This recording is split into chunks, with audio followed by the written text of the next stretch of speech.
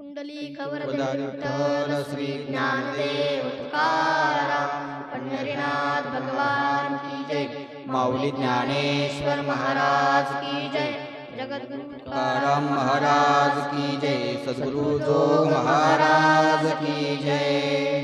ओम श्री परमात्मने नमः। अथ सप्तदशोऽध्यायः। अर्जुनवाच ये शास्त्रविधिमुत्सृज्य यजन्ते श्रद्धयान्विता तेषां निष्ठा तु का कृष्ण सत्त्वमाहोरजस्तमः। श्रीभगवानुवाच त्रिविधा भवति श्रद्धा देहिनां सा स्वभावजा सात्विकी राजसी चैव तामसी चैतता शृणु।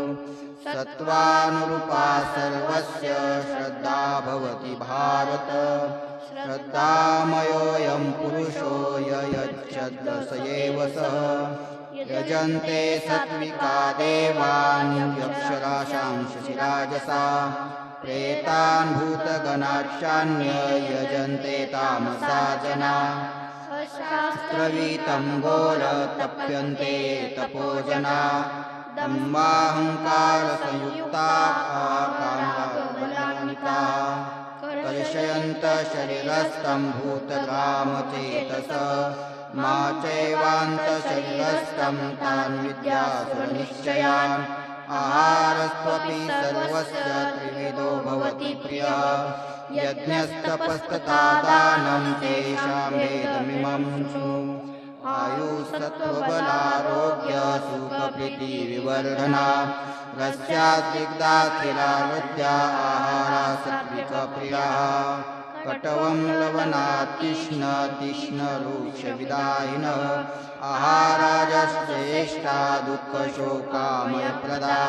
यातमामं गतरसं पूतिपर्युषितं च यत् उच्छिष्टमपि चामेद्यं भोजं तामसप्रियम्।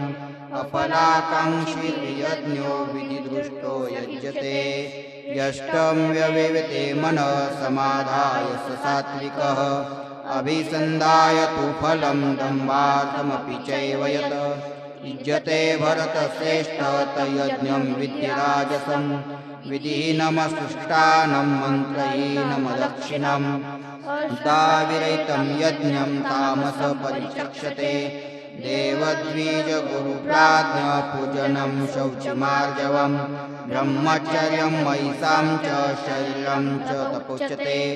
अनुद्वेगकरं वाक्यं सत्यं प्रियहित च यतः स्वाध्यायव्यसनं चैव वाङ्मयं तपोच्यते। मनप्रसादसौम्यत्वं मौनमात्मविनिग्रहः भावसंसिद्धिरित्येतो मानसमुच्यते। श्रद्धया परया तप्तं तपस्तद्विधिं नरयन् अपलाकाङ्क्षिभिर्युक्ते सात्विकं परिचक्षते। सत्कारमानपूजार्थं तपोदम्भेन चैव यत् क्रियते तदिहं प्रोक्तं राजसं चलं गृहम्।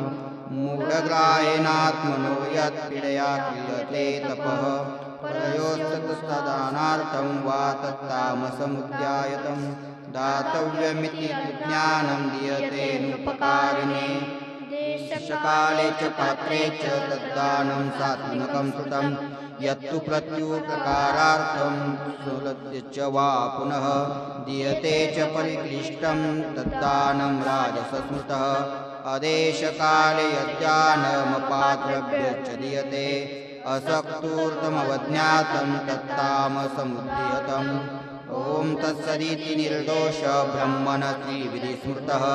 ब्रह्मणासेन वेदाच्च यज्ञाच्च विहिता पुरा तस्मादोमित्युदायत्य यज्ञदानतपक्रियाः प्रवृन्ते विद्यानुक्ता सततं ब्रह्मवादिनां। तादित्यनभिसन्ध्याय फलं यज्ञतपक्रिया दानक्रिया च विविधा क्रियन्ते मोक्षकाङ्क्षिभिः। सद्भावे साधुभावे च सादित्य तत्प्रयुज्यते। प्रशस्ते कर्माणि तथा सच्छब्दप्रार्थयुज्यते। यज्ञे तपसि दाने च तिथि सदीति चोच्यते। कर्म चैव तदर्थीयं सादित्ये वा विधीयते। अश्रद्धया उतं दत्तं तपस्तपं कृतं च य असिद्धित्युच्यते पार्थ न च तत्प्रेत्यनो यः हरि ओं तत्सदिति श्रीमद्भगवद्गीतासूपनिषत्सु ब्रह्मविद्यायां योगशास्त्रे कृष्णार्जुनसंवादे श्रद्धात्रयविभागयोगो नाम सप्तदशोऽध्यायः।